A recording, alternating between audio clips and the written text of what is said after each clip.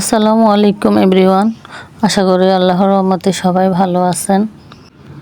আজকে আপনাদের সাথে শেয়ার করতে আসছি, আমি চিংড়ি মাছের চচ্চড়ি করতেছিলাম।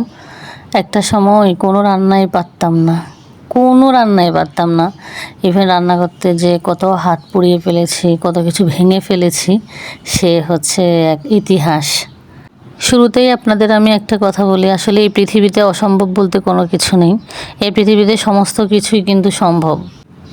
একটা মুহূর্ত কিন্তু একটা দিনকে বদলে দিতে পারে, আর এগুলা নির্ভর করে হচ্ছে একটা মানুষের বিশ্বাসের উপর, তার চিন্তা ভাবনার উপর। মানুষ কেমনভাবে সে দেখে, সে কেমনভাবে চিন্তা করে, তার কোনটার প্রতি বিশ্বাস। সত্যি কথা বলতে এই পৃথিবীতে সবথেকে বেশি বিশ্বাস নিজের উপরে রাখা প্রয়োজন। যতটা সম্ভব নিজের 100% দিয়ে চেষ্টা করা উচিত। মনে রাখবেন, আপনাদের জীবনটা কোনো জুয়া নয়, আর আপনিও কোনোভাবে জুয়ারি নয়। তবে আপনি কি করবেন বা কি করতে হবে এ ব্যাপারে আপনার খুবই কাছের যারা ভালো পরামর্শ দেয়, ওনাদের থেকে পরামর্শ নিতে পারেন। এটাও সত্যি, আসলে যে কোনো সফলতা কিন্তু 1 মাসে পাওয়া যায় না। তারপরও মানুষ অধৈর্য হয়ে যায় এবং 1 মাসের মধ্যেই বা তারও কম সময়ে হাল ছেড়ে দেয়। এটা কিন্তু ঠিক না। সব সময় নিজের উপর আত্মবিশ্বাস রাখবেন। মনে রাখবেন, সমস্যাকে যত বড় করে দেখবেন, সমাধান থেকে কিন্তু আপনারা তত বেশি দূরে চলে যাবেন।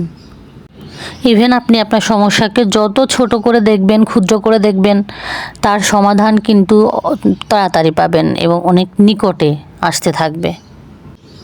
কোনো একটা লক্ষ্যে যেতে হলে আপনাকে কোনো একটা অজুহাত দেখিয়ে পিছিয়ে যাবেন, এটা কিন্তু ঠিক না।